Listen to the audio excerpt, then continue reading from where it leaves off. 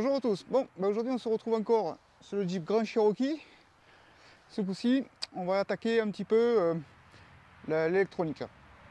Alors, pour ça, si tu veux, ce que je vais faire, c'est que je sais que j'ai des problèmes électroniques dessus. Donc on va regarder avec la valise un petit peu ce qui se passe dessus et ce qu'on peut en déduire.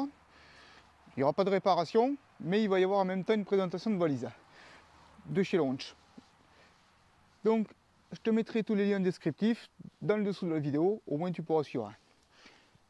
Pour ceux qui n'auraient pas suivi l'histoire de ce Jeep Grand Cherokee, je vous laisse en haut à droite le lien pour aller voir les autres vidéos qui sont faites dessus. Donc là aujourd'hui, on va regarder avec la valise ce qu'on peut voir sur le Cherokee et ce qu'on peut faire avec. La fameuse valise justement. Puis en même temps, ça me permettra un petit peu de regarder ce que j'ai comme problème sur le gros. Bon, déjà pour que tu puisses suivre, je te ferai la présentation de la valise en fin de vidéo. Là, je vais te montrer l'utilisation sur mon Jeep et justement, je vais dépanner un petit peu mon histoire. Donc tu vois, c'est une valise de chez Launch qui est reliée par câble jusqu'à l'ODB. Il n'y a pas de VCI en Bluetooth dessus. Elle est que par câble, celle-ci.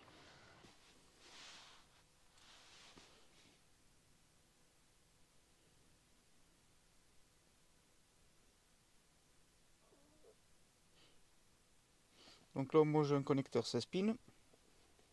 Parce que chez Jeep, il en existe des 6 pins. Je sélectionne l'année de mon engin, 99, et c'est un Grand Cherokee. Donc là, je fais le balayage du système. Voilà, donc il m'a listé tout ce qui est équipé dans mon véhicule. Bon, pour énumérer vite fait, hein, calculateur moteur, le bloc ABS, ainsi de suite, tout est marqué ici. Hop, en français. Allez, moi ce qui m'intéresse pour commencer, c'est le calculateur moteur. Parce que je sais que j'ai des défauts dessus, et je vais voir un petit peu ce qu'il me raconte.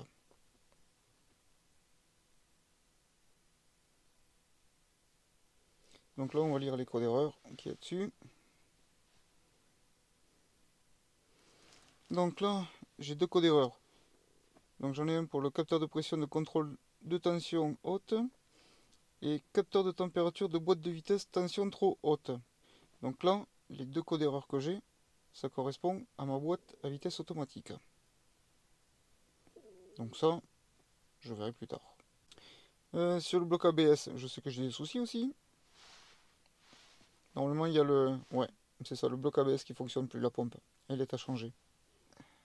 Contrôleur airbag, je sais que j'ai des problèmes aussi sur deux airbags, enfin sur les deux qui sont équipés. Avant, hop, lire les codes défauts, il va me dire que j'ai les deux problèmes. Alors détonateur de l'airbag côté conducteur et détonateur côté conducteur. Ok, donc j'ai un problème sur l'airbag côté conducteur. Donc le côté passager c'est bon. Ouais, ça doit être celui du volant. Bon, tu vois, on vient de voir les codes d'erreur.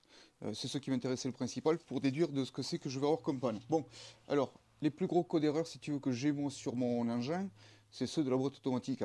C'est le P0713, ouais, et le P0763. 1763.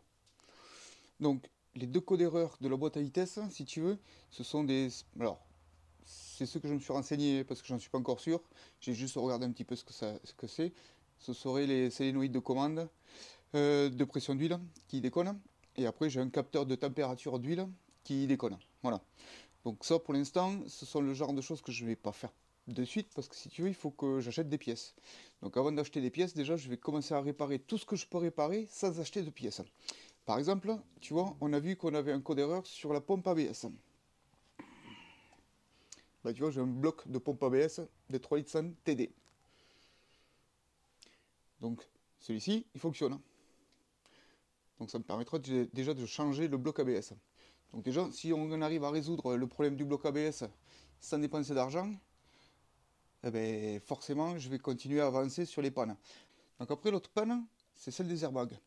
Alors, au début, je croyais que j'avais les deux airbags, côté passager, côté chauffeur. Mais là, à la valise, je n'ai que le côté chauffeur. Donc en général, tu vois, c'est ça vient de cette pièce. Cette pièce, c'est ce qu'on appelle la bague tournante. Hop, attends, je vais te montrer. Ah, voilà. ça vient au volant. Tu sais, quand tu démontes ton volant, ben ça vient dessus. Les connecteurs ici, ils viennent se brancher sur l'airbag. Et c'est ça qui permet, si tu veux, c'est cette pièce qui permet de donner l'information à l'airbag s'il doit se déclencher ou pas. Voilà. Donc tu vois, cette petite pièce encore, je l'ai aussi en rabat. Et c'est celle qui correspond, bien entendu, à mon 3 litres 100 TD. Donc déjà, tu vois, j'ai 2 pièces en rab pour pouvoir réparer 2 codes d'erreur, sans acheter de pièces. Maintenant, le problème principal va être sur la boîte automatique. Ça, par contre, il va falloir que je m'y attelle un petit peu plus de plus près pour regarder un petit peu les prix que ça coûte et tout. Bon allez, je te présente la valise, ce qu'on peut en faire avec. Au moins, tu verras un petit peu de plus près ce que ça vaut. Donc, comme tu vois, la valise est fournie avec son bloc chargeur, et la valise par elle-même, et son câble pour la relier à nos DB. Voilà, là, tu as le packaging complet de la valise. Donc là, tu vas trouver ici le diagnostic, ce qui nous intéresse le plus, là où j'étais allé pour mon Jeep. Donc tu vas retrouver toutes les marques des voitures dessus. Je te mettrai dans le descriptif de la vidéo un lien qui te permettra d'aller voir toutes les voitures que couvre la valise. La fonction ODB2, si tu veux, c'est la fonction un petit peu générique pour se brancher un petit peu sur toutes les voitures. Tu n'as pas spécialement de remontée d'informations bien précise par rapport à quand tu passes par diagnostic pour diagnostiquer ta voiture. Ici, pour initialiser, ce sont des accès rapides, si tu veux, qui vont te permettre de pouvoir aller directement sur ta voiture et faire ce que tu as besoin de faire. Un exemple, je vais te le montrer après. Tu vois, codage de clés, je vais te le montrer sur mon Jeep. Je vais passer directement par là et je vais te montrer comment ça fonctionne. Programmer les clés dans l'image, ok. Voir. Mettre la nouvelle clé dans le contact, ok. Contact, ok, ça c'est bon. Entrer le code PIN. Ah oui, pour autoriser le site. D'accord. Ok, bon, vu que j'ai pas le code PIN, je ne peux pas réinitialiser une nouvelle clé. Mais si j'avais le code PIN, j'aurais pu le faire. Voilà, il me demande le code PIN. Donc là, je vais annuler puisque je ne l'ai pas. Et tout ça, c'est pour toutes les autres aussi. C'est exactement pareil. Tu vois, par exemple, tu veux coder un injecteur, tu vas directement ici, au lieu de passer par diagnostic. Ça te permet d'avoir des accès rapides. La tension de la batterie, bon, c'est quand tu es relié dessus, ça te donne une courbe de niveau de la tension de la batterie. Au moins, tu peux voir si tu charges pas ou autre, par exemple. Les données, ben ça, si tu veux, ici, c'est là où tu vas retrouver tous tes diagnostics que tu as fait ou autre. Alors, tu vois, par exemple, hop, donc ici, tu as une bibliothèque de code erreur. Tiens, par exemple, je vais prendre le code P0713, celui de ma boîte automatique, pour voir ce que ça va nous dire. Bon, après, c'est pareil. Ce sont des codes erreurs un petit peu génériques, hein, tu vas voir. Donc là, tu vois, sonde de température de liquide au refroidissement. Hop, tiens, on va le lire ensemble. P0713. Sonde de température du liquide refroidissement de transmission, valeur d'entrée trop faible. Bon, après, il te donne un petit peu des informations dessus, qui sont en anglais, malheureusement. Ça, c'est le truc que j'aime pas trop, sur ce côté-là. Et si on prend l'autre code d'erreur, qui était le P1763,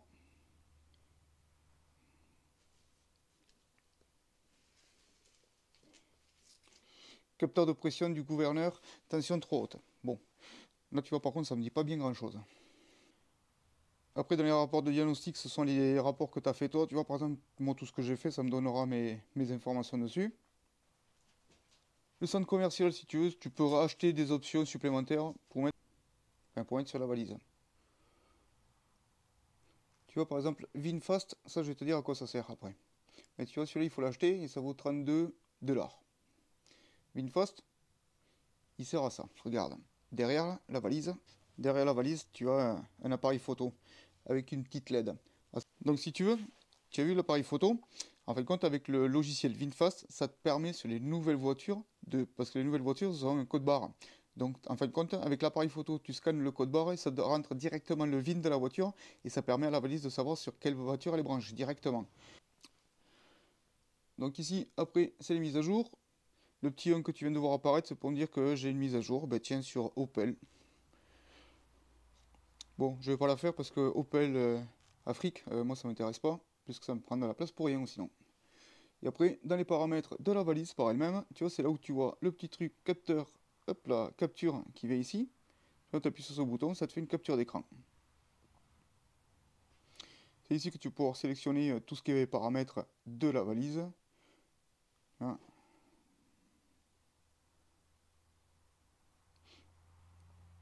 je vais te dire d'entrée ce que j'en pense. Par contre, ce que je trouve chiant, c'est ça. Ça. Voilà. Ça, pourquoi je trouve ça chiant? Je vais te donner un exemple.